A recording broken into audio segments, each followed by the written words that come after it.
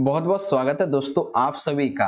आज की वीडियो जो है वो स्पेशली क्लास 11th के बच्चों के लिए होने वाली है, जिसमें हम देखेंगे ज्योग्राफी सब्जेक्ट। ठीक है, और किताब है आपकी भौतिक भूगोल के मूल सिद्धांत। तो इस बुक के 2 मार्क्स के जो 15 मोस्ट इंपॉर्टेंट क्वेश्चन आंसर निकल सकते हैं वो मैं आपके लिए लेके आया हूँ। ठीक है, ये आपका एपिसोड नंबर 1 है। एपिसोड 2 में आपके जो वो 3 मार्क्स के इंपॉर्टेंट क्वेश्चन कराए जाएंगे। एपिसोड 3 में आपके 5 मार्क्स के इंपॉर्टेंट क्वेश्चन वो आपको करवाए जाएंगे, और सभी क्वेश्चन आंसर जो है वो आपके टर्म 2 एग्जाम के लिए काफी इंपॉर्टेंट होने वाले हैं। जिन बच्चों ने अच्छे से सिलेबस को पढ़ा हुआ है उनका रिवीजन हो जाएगा, और जिसने कुछ भी नहीं पढ़ा है उसके लिए ये वीडियो एक तरह से ब्रह्मास्त्र होने वाली है। ठीक है, तो स्टार्ट करते हैं बिना देरी करते हुए। और मैं आपको ये भी बता दूंगा कि एक प्रश्न को अलग अलग तरीके से कैसे पूछा जा सकता है। जैसे कि हमारा क्वेश्चन नंबर फर्स्ट है कि क्षोभ मंडल को वायुमंडल की सबसे महत्वपूर्ण परत क्यों माना जाता है। सिंपल सा ऐसे से पूछेगा। या फिर ऐसे से क्षोभ मंडल को जीवनदायिनी परत क्यों क्यों कहा जाता है।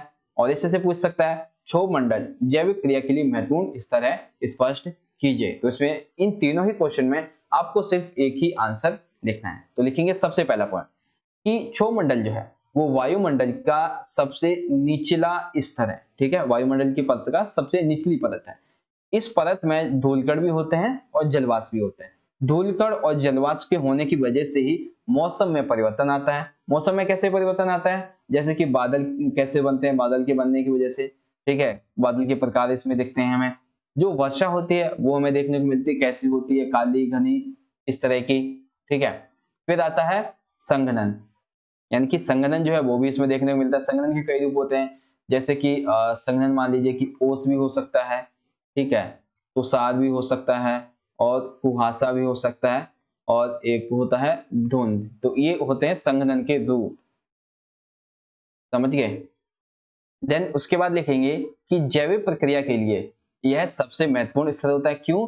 क्योंकि इसी क्षोभ मंडल में ही जितनी भी जैविक प्रक्रिया से संबंधित जो क्रियाएं होती हैं वो होती हैं। ठीक है, इस स्तर में जैसे जैसे आप ऊंचाई पे जाते जाएंगे तापमान में कमी होती जाएगी, जिससे कि तापमान संतुलन जो है वो बना रहता है। समझ गए आप सभी क्वेश्चन नंबर फर्स्ट। चलिए क्वेश्चन नंबर सेकंड देख लेते हैं। काफी छोटा सा प्रश्न है, 2 मार्क्स का बनेगा कि उपसौर किसे कहते हैं। ठीक है, और अपसौर किसे कहते हैं। तो इसमें आपको अंतर स्पष्ट करना है। तो देखो बहुत ही आसानी से समझाऊंगा। अपसौर ये एक है हमारी अर्थ, ठीक है, और ये है सन। तो अपसौर कब होगा, ये होता है 4 जुलाई को। क्यों होता है ये अपसौर 4 जुलाई को क्यों होता है? क्योंकि ये इस दिन इससे क्या है, सूर्य से पृथ्वी काफी दूर है। कितनी है? 15 करोड़ 20 लाख। जब दूर है तो अपसौर होगा। उपसौर क्या होगा? ये होता है 3 जनवरी को, जब ये जो है थोड़ी सी पास होती है। ठीक है, जब ये थोड़ी सी पास होती है सूर्य के तो इसे कहते हैं उपसौर। और कब होती है? 3 जनवरी को। कितनी? 14 करोड़ 70 लाख। तो इसीलिए कहा गया पृथ्वी एवं सूर्य के बीच की दूरी में अंतर के कारण पृथ्वी के द्वारा प्राप्त वार्षिक सूर्यताप जो है वो 3 जनवरी से 4 जुलाई को अधिक होता है। 4 जुलाई को अधिक क्यों होता है? क्योंकि ये पृथ्वी के काफी सूर्य के काफी नजदीक होती है। ठीक है, तो अपसौर उपसौर में अंतर समझ में आ गया। चलिए अगला देख लेते हैं। क्वेश्चन नंबर है थर्ड। थर्ड में हमसे पूछा गया है बच्चों कि पवनों की दिशा व वेग को प्रभावित करने वाले जो कारक हैं इनका वर्णन कीजिए। तो वो कौन कौन से कारक हैं? बेसिकली आपके 3 कारक हैं। तो देखिए सबसे पहला कारक है कोरियोलिस बल। तो अपने अक्ष पर, यानी कि जो पृथ्वी है वो अपने अक्ष पर जब घूर्णन करती हुई विषुवत रेखा के पास किसी भी बिंदु से सर्वाधिक तीव्र गति से संचलन करते हैं तो इससे कोरियोलिस बल दाब प्रवणता के समकोण पर कार्य करता है और पवनों की दिशा और वेग जो है वो प्रभावित होने लगता है। उसके बाद दूसरा समझेंगे हम घर्षण बल। ठीक है, सबसे पहले दूसरा समझिए घर्षण बल क्या है कि धरातल पर, यानी कि जो पृथ्वी है उसकी धरातल जो सतह है उस पर घर्षण बल अधिक होता है, और इसका प्रभाव जो है वो धरातल से 1 से लेकर 3, यानी कि पृथ्वी की ये जो सतह है यहाँ से 1 से लेकर 3 किलोमीटर की ऊंचाई तक रहता है। समुद्र सतह पर ये न्यूनतम होता है। ठीक है, तो यानी कि जो पवनों की दिशा व वेग है वो धरातल पर काफी अधिक प्रभावित होती है। क्यों होती है? क्योंकि घर्षण बल की वजह से। और कितनी ऊंचाई तक? 1 से 3 किलोमीटर की ऊंचाई तक।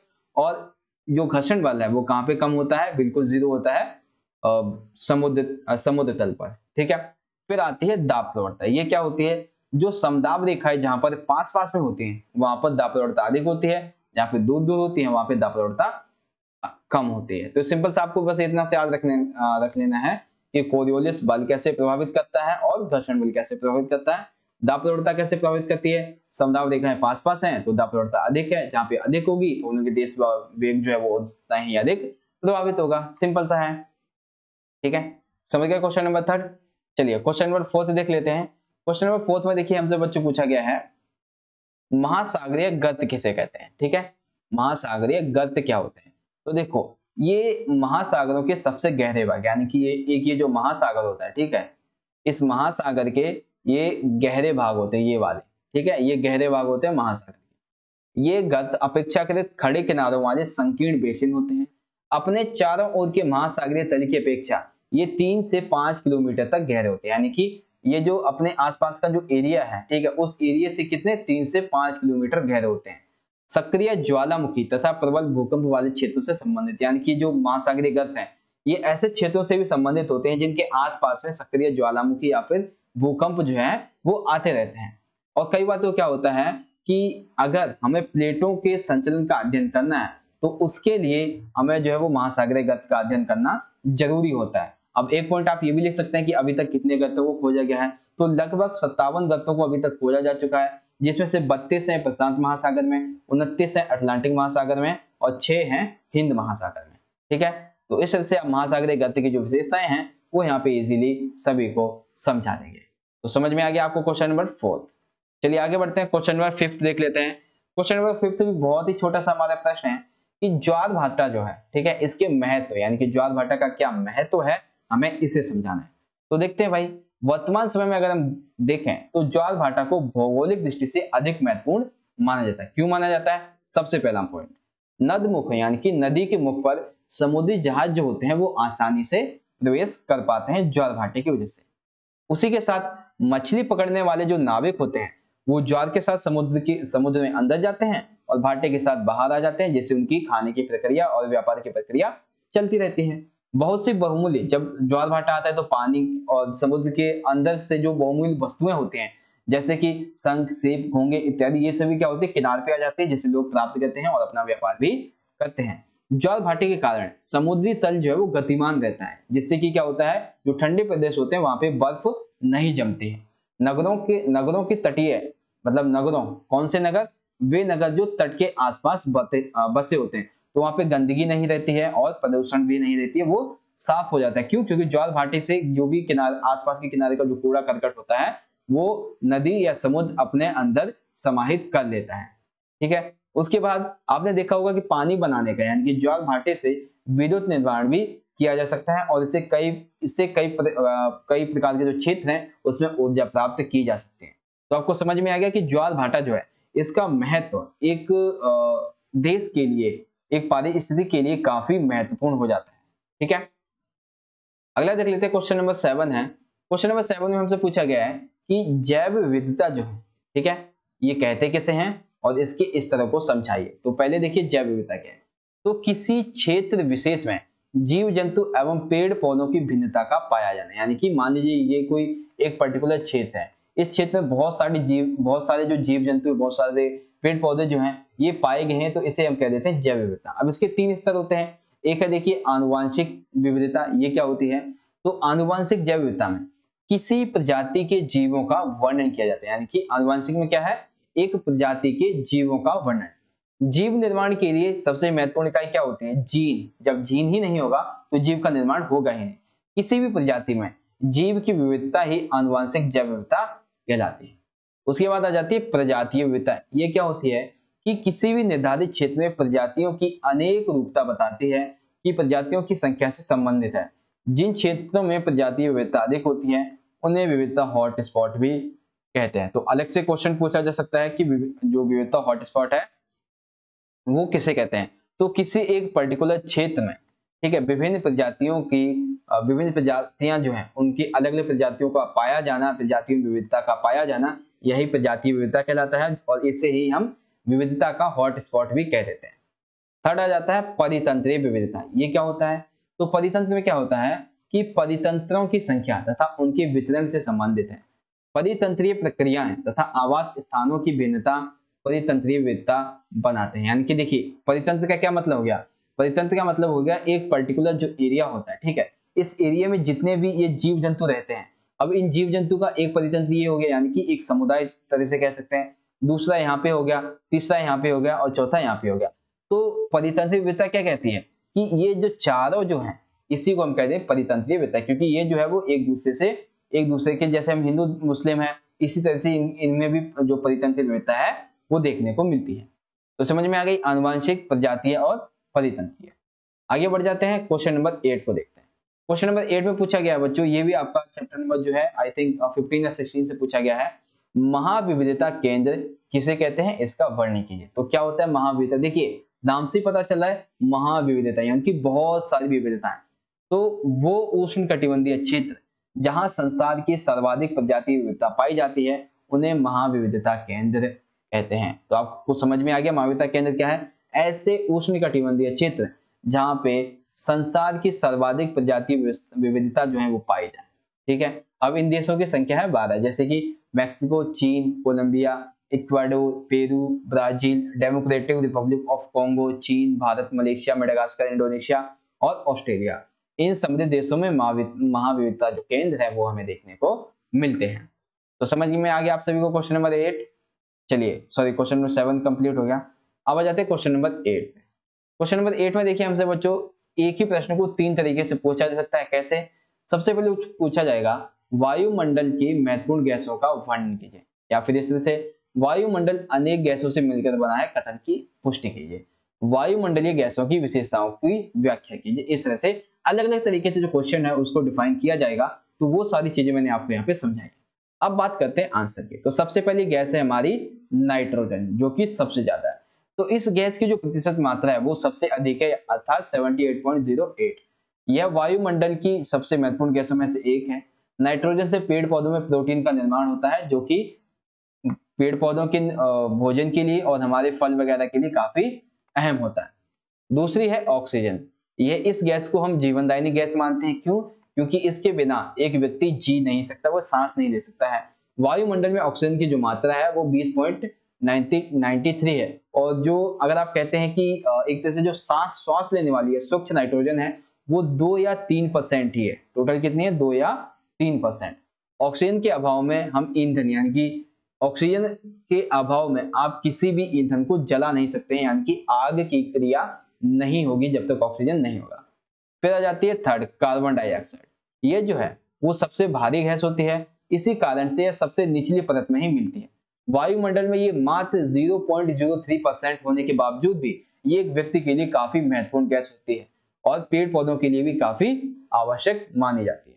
उसके बाद आती है ओजोन। यह वायुमंडल में सबसे अधिक ऊंचाइयों पर ही अति न्यून मात्रिक क्षेत्र में मिलती है। यह सूर्य से आने वाली जो पराबैंगनी किरणें होती हैं उनको अवशोषित कर लेती है। ठीक है, तो ओजोन परत जो है वो किसके लिए महत्वपूर्ण है? जो सूर्य से आने वाली पराबैंगनी किरणें होती है जो कैंसर वगैरह कर देती है, त्वचा रोग कर देती है, उनको रोक लेती है। तो नाइट्रोजन, ऑक्सीजन, कार्बन डाइऑक्साइड और ओजोन, इन सभी को आप लिख देंगे। तो क्वेश्चन नंबर 8 आपको समझ में आ गया आसानी से। चलिए अब देखते हैं हमारा क्वेश्चन नंबर 9 में। देखिए हमसे बच्चों पूछा गया है कि पार्थिव विकिरण, ठीक है, और सौर विकिरण ये क्या होता है। तो सबसे पहले हम समझेंगे सौर विकिरण क्या होता है। तो पृथ्वी के पृष्ठ पर प्राप्त होने वाली ऊर्जा का अधिकतम अंश लघु तरंगदैर्घ्य के रूप में आता है। पृथ्वी को प्राप्त होने वाली ऊर्जा को आगामी सौर विकिरण या फिर छोटे रूप में सूर्य ताप कहते हैं। पृथ्वी औसत रूप से वायुमंडल की ऊपरी सतह जिस पर 1.94 कैलोरी प्रति वर्ग सेंटीमीटर प्रति मिनट ऊर्जा प्राप्त करती है। यानी कि ये जो अर्थ है, ठीक है, ये सन से जो एनर्जी प्राप्त करती है, ठीक है, एनर्जी प्राप्त करती है वो किसके द्वारा? लघु तरंगों के द्वारा। ठीक है, उसके बाद पार्थिव विकिरण। पार्थिव का मतलब हो गया वापस भेज देना। तो सौर विकिरण के द्वारा लघु तरंगों के रूप में पृथ्वी की सतह को गर्म करता है और उसी के बाद जब पृथ्वी जो है वो स्वयं इस हीट को जो है उतना जैसे जितना से चाहिए वो उतना प्राप्त कर लेती है, फिर क्या करती है? उसे वायुमंडल में दीर्घ यानी कि बहुत बड़ी तरंगों के साथ में वापस भेजने लगती है। तो प्राप्त होने को हम कह देंगे सौर विकिरण और वापस भेजने को हम कह देंगे पार्थिव विकिरण।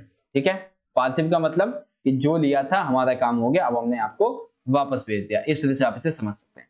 ठीक है, तो सौर विकिरण क्या है और पार्थिव विकिरण क्या है समझ गए होंगे आप सभी। अब देख लेते हैं बच्चों क्वेश्चन नंबर 11।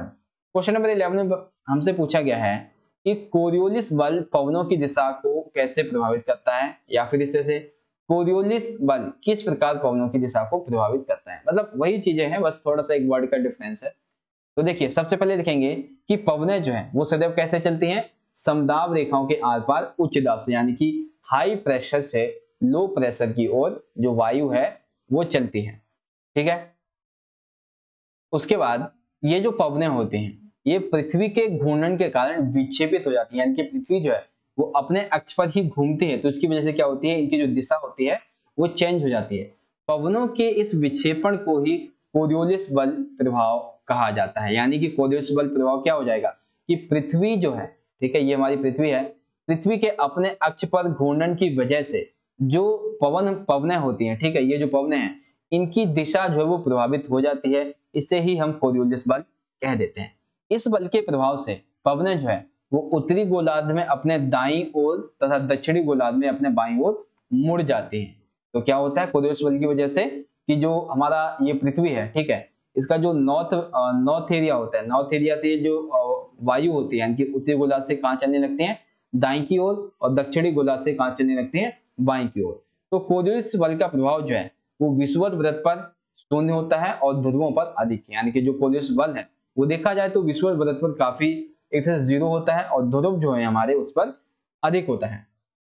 देन आता है कि इस विक्षेप को हम फेरेल नामक वैज्ञानिक ने सिद्ध किया था, इसलिए इसे हम फेरेल नियम भी कह सकते हैं। ठीक है, तो कोरियोलिस बल को हम क्या कह सकते हैं, फेरेल नियम भी कह सकते हैं। कोरियोलिस बल अक्षांशों के कोण को सीधा समानुपात में बढ़ाता है। इसको आपको याद रखने की जरूरत नहीं है, बस आप ये चीजें थोड़ी सी याद रख लीजिएगा। कौन कौन सी, कि पवनें जो है वो हमेशा समदाब रेखाओं के पास उच्च दाब से निम्न वायु दाब की ओर चलती हैं। ठीक है, पवनें जो है वो पृथ्वी के घूर्णन के कारण विक्षेपित हो जाती हैं, इसे ही हम कोरियोलिस बल प्रभाव कहते हैं। इसकी वजह से उत्तरी गोलार्ध में जो वायु होते हैं वो उत्तर से दक्षिण की ओर चलने लगते हैं और दक्षिणी गोलार्ध में बाईं ओर मुड़ जाते हैं। विषुवत वृत्त पर ये कोरियोलिस बल शून्य होता है और ध्रुवों पर अधिक होता है। समझ में गया? आगे आप सभी को क्वेश्चन नंबर 10 आ जाइए। क्वेश्चन नंबर 11 में देखिए बच्चों हमसे पूछा गया है ज्वार भाटा जो है, ठीक है, ज्वार भाटा से संबंधित दूसरा प्रश्न है, ज्वार भाटा नौ संचालन से कैसे संबंधित है। तो कैसे संबंधित है, निम्नलिखित तरीकों से संबंधित है। पहला पॉइंट, नदी मुख पर स्थित जो बंदरगाह होते हैं वहां तक साधारण जहाज नहीं पहुंच सकते हैं, तो इसलिए जब ज्वार के साथ जल की मात्रा इतनी अधिक हो जाती है कि जहाज जो है वो बंदरगाह तक आसानी से पहुंच जाते हैं और माल उतारने के साथ ही सागर में वापस आ जाते हैं। इस प्रकार से ज्वार भाटे के कारण जो हुगली नदी है, हुगली नदी तथा टेम्स नदी, इस पर जो कोलकाता और लंदन जैसे बंदरगाह हैं वो बन पाए हैं, क्योंकि यहाँ पर जो है ज्वार भाटा आते रहते हैं और यहाँ से समुद्री जहाज आसानी से प्रवेश और जा सकते हैं। इन दोनों देशों के साथ विश्व का महत्वपूर्ण स्थान है, यानी कि एक तो कोलकाता और लंदन बंदरगाह, इस ये जो है इन दोनों का ही विश्व वैश्विक स्तर पर काफी योगदान रहा है। तो ज्वार भाटा नौ संचालन से इस तरह से संबंधित है कि जब ज्वार आता है, ठीक है, तो क्या होते हैं, समुद्री जहाज बंदरगाह तक आते हैं और भाटे के साथ में वापस चले जाते हैं। हुगली नदी, टेम्स नदी, कोलकाता, लंदन बंदरगाह, ये सभी आप इसमें एग्जाम्पल लिख देंगे, सिंपल सा। समझ में आ गया क्वेश्चन नंबर 11। अब देखते हैं बच्चों क्वेश्चन नंबर 12 में हमसे पूछा गया है संघनन किसे कहते हैं। ठीक है, फिर पूछेगा इसके लिए उत्तरदायी अवस्थाएं क्या होती हैं। तो देखो जो जलवाष्प होती है, अब आप पूछेंगे जलवाष्प क्या होगा, तो जो जल होता है, ठीक है, जल जो है वो हमने नॉर्मल देखा कैसा होता है, एक तरल पदार्थ में होता है। जब ये जल जो है वो गैस के रूप में परिवर्तित हो जाता है तो हम उसे क्या कहते हैं, जलवाष्प कहते हैं। और इसी जलवाष्प का जब ये जल के रूप में परिवर्तित हो जाता है तो इसे हम कह देते हैं संघनन। ठीक है, तो संघनन क्या हो जाएगा, जलवाष्प का जल के रूप में बदलना। अब इसके लिए देखिए उत्तरदायी अवस्थाएं कौन कौन सी होती हैं। तो सबसे पहले तो ये है कि वायु का जो आयतन है वो नियत हो, ठीक है, और जो तापमान है वो कितना हो, उष्णांक तक, यानी कि इतना गिर जाए कि ओस पड़ने लगे। वायु का जो आयतन है और जो तापमान है वो दोनों ही कम हो जाए। वाष्पीकरण के द्वारा वायु में और अधिक जलवाष्प प्रविष्टि हो जाए, और इसके लिए सबसे अच्छी अवस्था है हवा के तापमान में कमी का होना। तो संघनन किसे कहते हैं, इसके लिए उत्तरदायी अवस्थाएं क्या क्या होती हैं, ये चीजें आई होप आपको इजीली समझ में आ गई होगी। बढ़ जाते हैं अगले क्वेश्चन की तरफ। क्वेश्चन नंबर है हमारा 13 बहुत ही छोटा सा हमारा प्रश्न है। यहाँ पे पूछा गया है पारिस्थितिक अनुकूलन किसे कहते हैं। ठीक है, देखिए आपका जो है एक टॉपिक कटा हुआ है टर्म 2 में पारिस्थितिकी अनुकूलन से संबंधित, लेकिन इसकी जो परिभाषा है वो नहीं कटे। तो देखो विभिन्न प्रकार के पर्यावरण व विभिन्न परिस्थितियों में भिन्न भिन्न प्रकार के परितंत्र पाए जाते हैं, यानी कि इस एरिया में, ठीक है, कई तरह के पर्यावरण और कई तरह के जो परितंत्र हैं वो पाए जाते हैं। इसमें अलग अलग प्रकार के पौधे होते हैं, यानी कि इनमें अलग अलग प्रकार के पौधे होते हैं, जीव जंतु होते हैं। इनका जो विकास है एक क्रम के द्वारा होता है और धीरे धीरे होता है, और जो यहाँ पे नए जुड़ते हैं वो क्या करते हैं, स्वयं को इस जो उनका पर्यावरण होता है, जो परितंत्र होता है, उसके अनुकूल ढाल देते हैं। इसे ही हम पारिस्थितिक अनुकूलन कह देते हैं, यानी कि चाहे तो जबरदस्ती, चाहे तो आपका जन्म हुआ हो, या फिर कैसे भी करके अगर आपको जिस पर्यावरण में लेके आया गया है उस पर्यावरण का आप अभ्यस्त हो जाते हैं, खुद को अनुकूल ढाल लेते हैं, तो इसी को ही पारिस्थितिक अनुकूलन हम कह देते हैं। तो समझ में आ गया पारिस्थितिक अनुकूलन किसे कहते हैं। आ जाइए क्वेश्चन नंबर 14 पे। 14 में हमसे पूछा गया है सार गैसों किसे कहते हैं, ठीक है, सार गैसों सागर जो है इसका क्या तात्पर्य है। तो देखो उत्तरी अटलांटिक में गल्फ स्ट्रीम और कनारी तथा उत्तरी विषुवतीय धाराओं के चक्र के बीच में स्थित होता है शांत जल। इसी शांत जल के क्षेत्र को हम कहते हैं सार गैसों सागर। नहीं समझे, देखो ऐसे समझो, एक है उत्तरी अटलांटिक में गल्फ स्ट्रीम और कनारी तथा उत्तरी विषुवतीय धाराओं के चक्र के बीच में यहाँ पे एक शांत जल का क्षेत्र होता है जिसे कहते हैं सार गैसों सागर। इसके तट पर मोटी मोटी समुद्री घास की घास से जो है वो तैरती रहती हैं, और घास जो है वो पुर्तगाली भाषा में इसको हम सारगैसम कहते हैं, जिसके नाम पर इसका नाम जो है वो सारगैसो सागर रखा गया, जिसका क्षेत्रफल लगभग 11,000 वर्ग किलोमीटर माना जाता है। ठीक है, उसके बाद बात करते हैं इस वीडियो के सबसे आखिरी क्वेश्चन की। वो ये है कि मानसूनी पवनें किसे कहते हैं और इसकी कोई 3 विशेषताएं बताइए। ठीक है, तो मानसूनी पवनें कहते किसे हैं और इनकी 3 विशेषताएं क्या क्या है इसे समझाइए। तो देखो मानसून शब्द जो है वो अरबी भाषा के मौसम शब्द जिसका अर्थ होता है ऋतु, इससे निकला है। अतः मानसून पवनें वे पवनें हैं जिनकी दिशा मौसम के अनुसार बिल्कुल उलट जाती है। ठीक है, तो मानसून देखो सबसे पहले तो आपको ये याद रखना पड़ेगा कि मानसून शब्द किससे निकला है, अरबी भाषा से, जो कि है मौसम, और इसका शाब्दिक अर्थ होता है ऋतु। अतः मानसून पवनें वे पवनें हैं जिसकी दिशा मौसम के अनुसार बिल्कुल ही उलट जाती है। अब देखो मानसून पवनों की विशेषताएं, ये पवनें जो है वो ग्रीष्म ऋतु के 6 माह से समुद्र से स्थल की ओर तथा शीत ऋतु के 6 माह से स्थल से समुद्र की ओर चलते हैं। यानी कि मानसून पवनें क्या होती हैं, ये 6-6 महीने का गैप लेके चलती हैं। कैसे चलती हैं, पहले तो जब गर्मी की ऋतु आती है तो ये समुद्र से स्थल की ओर चलते हैं, और जब ठंडी की ऋतु आती है तो ये स्थल से समुद्र की ओर चलती है। इन पवनों को 2 वर्गों में, ग्रीष्मकालीन मानसून और शीतकालीन मानसून में बांटा जा सकता है, और ये पवनें भारतीय उपमहाद्वीप में चलती हैं। तो आपको समझ में आ गया मानसूनी पवनें कहते किससे हैं और इसके 3 जो विशेषताएं हैं वो कौन कौन सी हो जाएंगे। तो चलिए मैं आपको सभी क्वेश्चन आंसर दोबारा से दिखा देता हूं जो आज की इस वीडियो में हमने अभी तक कवर अप किए हैं। तो इस तरह से आज की वीडियो जो है वो हमारे यहाँ पे एंड हो जाती है। गाइस आपको वीडियो अच्छी लगी हो तो दोस्तों को शेयर कीजिएगा, और इस वीडियो में जो भी इंपॉर्टेंट क्वेश्चन आंसर आपको बताए गए अगर आप उन्हें कर लेते हैं तो आपकी एग्जाम की जो तैयारी है वो बहुत अच्छे तरीके से हो जाएगी। एंड गाइस आपको अगर वीडियो अच्छी लगी हो तो लाइक कीजिएगा, शेयर कीजिएगा सभी दोस्तों के साथ, और जितने भी इंपॉर्टेंट क्वेश्चन आपको इस वीडियो में बताए गए उन सभी को जरूर रेडी कर लीजिएगा। ठीक है, चलिए तो यहाँ पे हम जो है वो वीडियो को यहाँ पे एंड करते हैं। तो गाइस अगर आपको वीडियो अच्छी लगी हो तो आपको लाइक करना तो बनता ही है। ठीक है, शेयर कर दीजिएगा, कमेंट करके बताइएगा कैसी लगी, चैनल को सब्सक्राइब भी कर लीजिएगा। मिलेंगे नेक्स्ट वीडियो में, तब तक के लिए आप पढ़ते रहिए और अपना ख्याल रखिए। धन्यवाद। जय हिंद, वंदे मातरम।